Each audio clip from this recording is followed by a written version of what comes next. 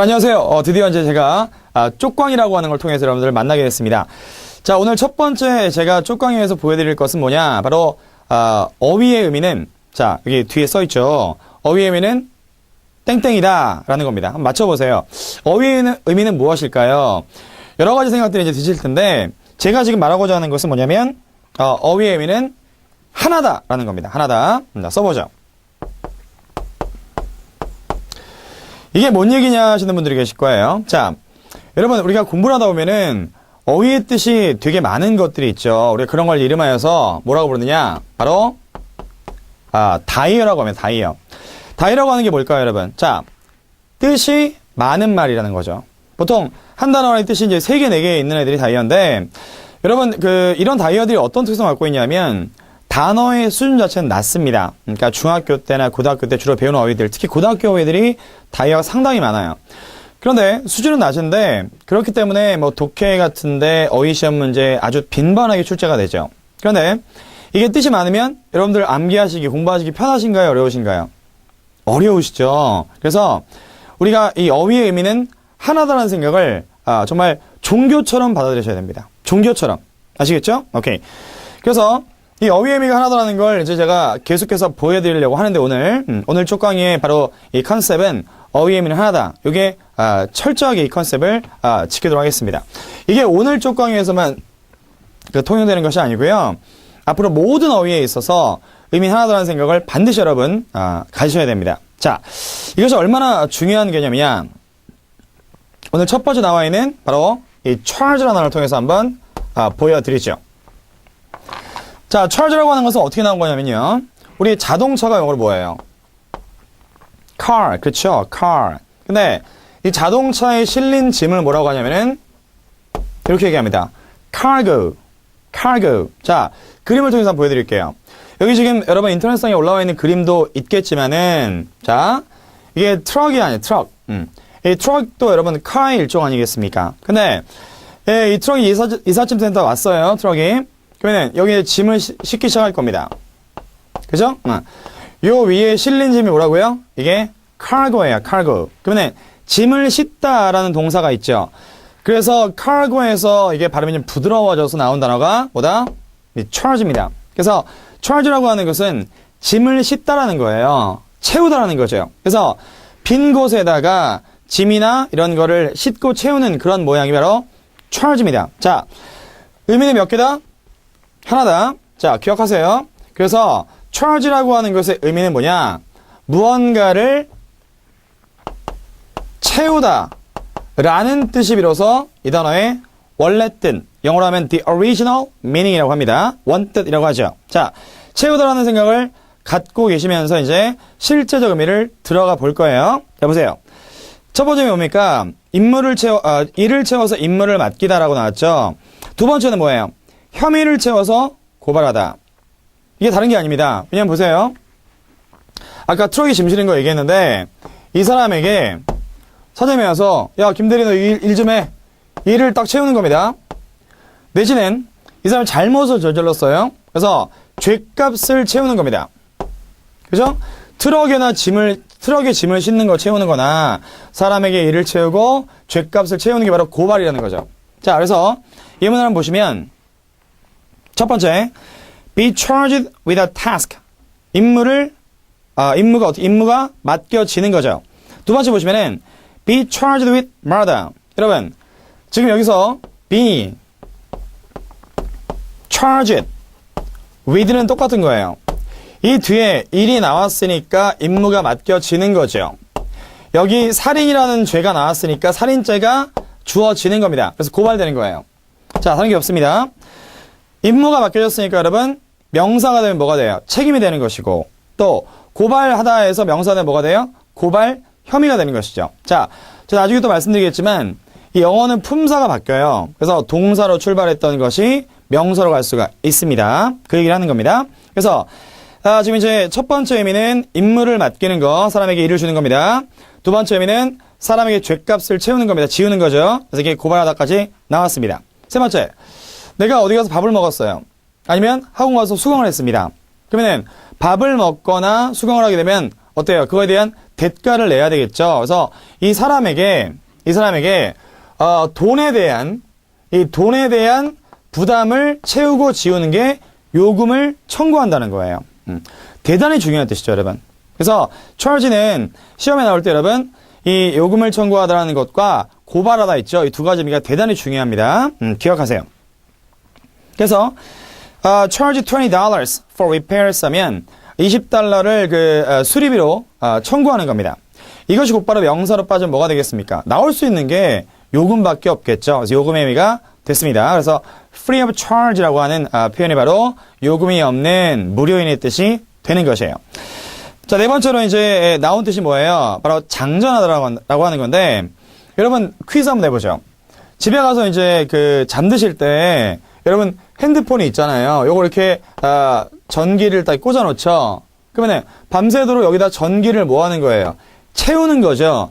그래서 여러분 이런 전자기기 핸드폰에는 충전하다라는 게 charge고요. 또 총알을 채우는 것은 뭐예요? 이것 역시 장전하다라고 하는 charge입니다. 자, 달라진 거 있나요, 여러분? 채우다 의미가 달라진 거 있어요? 자, 사람에게 일 채웁니다. 금액적 부담을 채웁니다. 죗값을 채웁니다. 그리고 전기 채웁니다. 총에다가 총알 채웁니다. 달라진 게 없죠. 그래서 의미가 하나라는 거예요. 그래서 앞으로 charge라는 것이 나오면 바로 채우다라는 개념에서 그 관점에서 단어들을 뜻을 보게 되면 절대 어렵게 느껴지지 않는다는 거 꼭 기억하시기 바랍니다. 자, 그러면 이제 charge를 마치고요. 두 번째 장으로 넘어갈게요. 자, 두 번째 나와 있는 거, 이거 이렇게 어려운 단어가 또 어디 있을까요? 여러분, 안뜰이라고 하는 court인데요.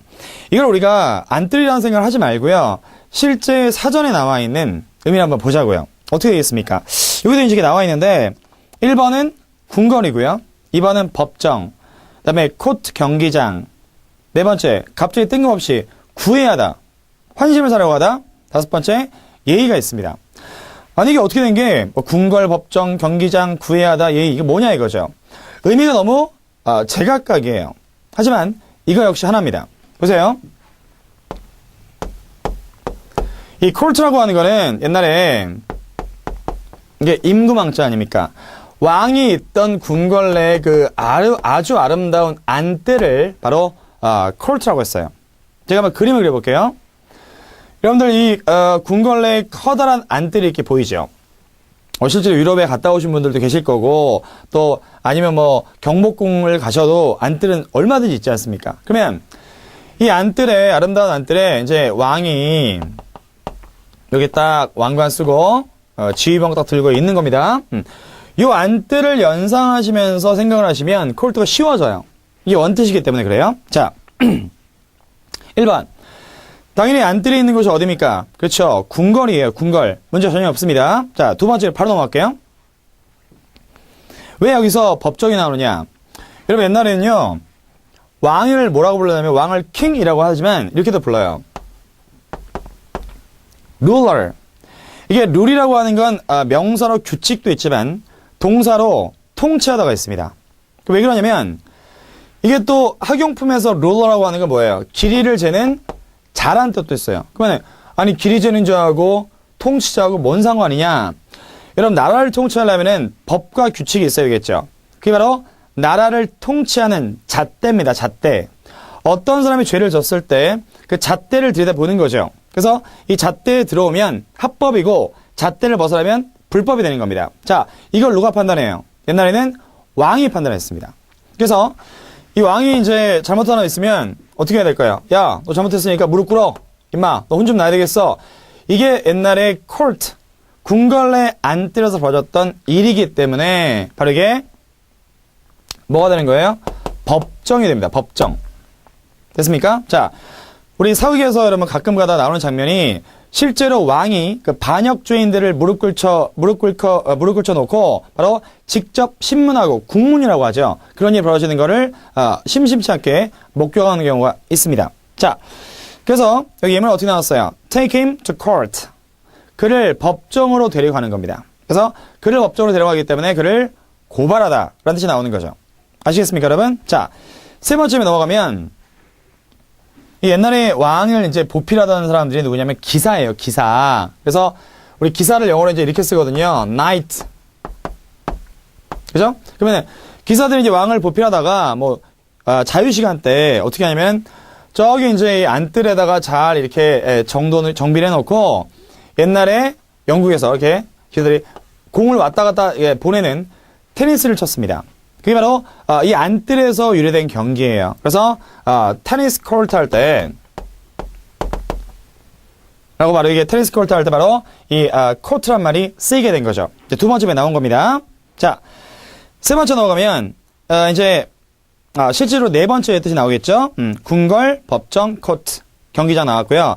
네 번째에는 이게 왜 갑자기 뜬금없이 구애하다냐, 구애하는 거 여자한테 하는 거 아니냐, 그렇죠? 환심을 사려고 하다, 비슷한 뜻입니다. 여러분 생각해보세요. 여기 안뜰이 누가 있는 곳이에요? 그렇죠? 왕이 있는 곳입니다. 왕은 그 나라의 최고의 실권자예요. 그러면 왕한테 가서 어떻게 잘 보여야 되겠죠? 그러면 이게 안뜰의 의미가 동사가 되면 뭐가 되는 거냐면 안뜰에 뻔질나게 드나드는 겁니다. 그러면 많은 사람들이 신하들이 이 안뜰에 뻔질나게 드나드는 거예요. 왜요? 왕한테 잘 보이려고. 왕한테 잘 보여야 권력도 주어지지, 땅도 주어지지, 돈도 주어집니다. 그래서 왕한테 끊임없이 왕이 있는 안뜰에 끊임없이 뻔질나게 오락가락 하는 거죠. 왔다 갔다 하는 겁니다. 자, 만약에 내가 어떤 여자를 너무너무 사랑해요. 여자한테 구애를 하고 싶어요. 근데 가만히 있어 구애가 되나요? 그 여자 있는 집에 뻔질나게 찾아가든, 그 여자 다니는 회사에 뻔질나게 찾아가든, 아니면 학교에 가든, 계속 그 여자 있는 곳에 뻔질나게 왔다 갔다 한다는 게 왜 쫓아다닌다는 거죠. 그게 바로 구애한다는 얘기입니다. 아시겠어요? 자, 정치인들이 이제 선거철에 되면, 노량진, 수산시장, 여러 가지 시장들 돌아다니죠. 왜요? 유권자들에게 표를 얻어야 되잖아요. 그러니까 그 유권자, 서민들, 시민들이 많이 있는 곳에, 뻔질나게 왔다 갔다 하는 겁니다. 그게 바로 뭐냐? 환심을 사려고 하는 것이고, 저를 좀 사랑해주세요. 구애하는 거죠. 그래서, 코르트가 여러분, 동사로 쓰이게 되면은, 바로 사람들에게 구애하다 뜻이 생긴 거예요. 좀 신기하지 않습니까, 여러분? 이렇게 안뜰이라고 하는 개념에서 보니까 이게 이상할 게 없구나. 마지막, 이 코르트라는 단어에다가 여러분, 바로 파생어를 이렇게 붙여요. 칼타시가 됩니다. 칼타시. 이게, 예절인데, 벌써 눈치채신 분들이 계실 거예요. 왜 예절이냐? 보세요. 왕이 있는 안뜰에서 가가지고 왕 앞에서 뭐 하겠어요? 고개 딱 숙이고, 두 손 모으고, 이렇게 하겠죠. 그게 뭡니까? 바로 왕 앞에 고개 딱 숙이고 이게 있을 거 아니에요. 그게 예절이죠. 오케이. 왕이 있는 안뜰에서 바로 왕 앞에서 예절을 갖춘다 이런 얘기입니다. 그래서 칼터싱이라고 하면은 예절이란 명사가 되는 거죠. 이제 여러분, 의미가, 어때요? 의미가? 자, 이 그림을 다시 한번 보니까, 이 코르트라고 하는 그 여러 가지 의미, 안뜰, 궁궐, 법정, 테니스 코트, 구애하다, 예절, 이런 의미들이 정말 오뎅이라고 하죠. 오뎅을 꼬챙이에 쫙 꿰듯이 이렇게 하나에 싹 들어오는 느낌을 좀 받으세요? 그렇죠. 그게 바로 어휘의 의미가 하나라는 겁니다. 안뜰에서 모든 게 나왔다는 거죠. 이걸 모르고 사전을 보기 때문에 우리가 너무나 어렵게 느꼈던 거예요. 이제 이런 것들이 하나씩 풀리면서 여러분들의 어휘에 대한 눈이 확 뜨일 겁니다. 자, 그래서 그 예문을 한번 살펴보면 아까 구애하다면 어떻게 나왔습니까? court voters 하면 유권자들의 환심을 사는 거고요. 마지막으로 treat him with courtesy 하면은 그에게 예의를 갖춰서 대하는 겁니다. 아시겠죠? 됐어요. 자, 그럼 이제 court를 지나서 오늘의 이제 마지막 단어인 draw를 한번 보도록 할게요. draw. 자, 보세요. 이 draw라고 하는 거는 이 끌다도 여러분 여러 가지 끌다가 있어요. 근데 이 draw라고 하는 것은 레알 끌다라고 이해하실까요? 레알 끌다? 그게 무슨 말이냐면 실제로 끄는 거예요. 실제로 끄는 것이다. 그래서 draw라고 하는 것은 그림에도 나와 있겠지만은 실제로 뭔가를 끌어주는 것, 끄는 것이 바로 draw다라는 얘기입니다. 그래서 원뜻 자체가 이거는 끌다가 나온 겁니다. 됐죠? 자, 두 번째 바로 들어가죠. 자, 예문에서 draw couch 하면은 couch가 마차예요, 마차. 근데 우리 팀 감독님이 코치인데, 코치 선생님이 있는데 여러분, 마차와 그 운동에서 코치는 어떠한 또 의미가 관계냐면은, 생각해보세요. 마차라고 하는 게 내가 딱 타면은 지금 택시죠? 타면은 목적지만 얘기하면 마차 마부나 지금 택시기사 아저씨가 나를 목적지에 데려다 줍니다. 그러면 내가 운동을 시작했어요. 나 아무것도 몰라. 그러면 코치 선생님한테 맡기기만 하면 그분이 나를 운동 잘할 수 있는 길로 데려가는 겁니다. 그러면 나를 목적지까지 데려가는 거는 똑같은 거죠. 이게 마차의 마부든 아니면 운동의 코치든. 그래서 이게 원래 같은 뜻입니다. 이게 의미 하나라는 거죠. 됐어요. 두 번째 이제 선을 긋다 그리다. 왜 나왔냐? 여러분 끌다라는 게요. 실제 끄는 것도 끄는 거지만 내가 종이가 있으면 턱선에 여기다가 이제 나무를 이렇게 그립니다. 집도 그려요. 이게 뭐냐면 이게 펜을 종이에 끄는 거죠. 이것도 진짜 끄는 겁니다. 이렇게 끈다는 게 아니라 펜의 펜촉을 연필의 그 펜촉을 여기 종이에 끄는 거예요. 그래서 여기 하필이면 뭐예요? 2번 의미가 선으로만 그리다죠. 여기에다가 녹색을 칠하고 뭐 빨간색 칠하고 파란색 이러면 이게 페인팅이 되는 거예요. 그래서 선으로만 그리는 것이 draw구나. 그래서 미술 용어 중에서 drawing 한다 그러면 그건 선으로만 그리는 거를 연습하는 거예요. 자, draw picture 하면은 바로 선으로만 그림을 그리는 겁니다. 자, 3번으로 넘어가죠. 관심을 끌다. 나 왠지 그녀에게 끌려. 이 끌린다는 게 뭐예요? 실제로 눈에 보이지 않지만 관심이 확 끌린다는 거죠. 이것도 역시 draw에 쓴다는 거예요. 그래서 바로 매혹하다인데 재밌는 거 하나 보여드릴게요. 자, 매혹하다라는 단어 중에서 어떤 단어가 있냐면 이런 단어가 있어요. 동의어입니다. 자, attract. 이 attract의 어근을 보면 나중에 어근을 제가 얘기하겠지만 어근을 보면 이 attract의 어근이 실제로 또 뭐예요? 끌다예요. 그러면 어딘가로 끌다. 그러면 그녀의 미모가 나를 그녀의 쪽으로 끄는 거죠. 이게 attract란 말이야. 그러면 attract하고 draw하고는 동의어가 된다는 얘기죠. 이상할 거 하나도 없죠? 없습니다. 그래서 draw her attention 하면은 그녀의 관심을 끌다가 됩니다. 자, 이어서 이제 네 번째가 뭐예요? 무승부 비김. 자, 경기를 하는데 여러분 만약에 마지막 코리안 스리 7차전입니다. 근데 경기 스코어가 만약에 10대 0이다. 그러면 진 팀 아마 그 관중들 갈 거예요, 집에. 뒤집을 수가 없으니까. 하지만 1대1이다. 이거 완전히 초미의 관심사죠. 누가 이길지 모르니까. 그래서 이 무승부라고 하는 것도 관심을 확 땡기는 거, 끄는 겁니다. 그래서 무승부라는 뜻이 나온 거죠. The soccer game ended in a draw 하면은 그 축구 경기는 무승부로 끝났다라는 뜻이 됩니다. 자, 마지막으로 이제 우리 책상에서 실제로 끄는 부분이 어디예요? 바로 서랍이죠. 그래서 이게 바로 서랍이라는 게 drawer라는 뜻이 된 겁니다. 자, 오늘 쪽강에서 여러분한테 말씀드린 내용은 이거예요. 자, 어휘가 제 아무리 뜻이 많아도 몇 개다? 하나다라는 거죠. 그 하나다라는 의미를 갖고 앞으로 어휘를 바라보시면 그 의미가 하나의 쭉 선상에서 놀고 있다는 거, 움직이고 있다는 것을 발견할 수 있겠습니다. 자, 탁쌤은 다음 쪽강의 때 여러분들을 반갑게 만나겠습니다.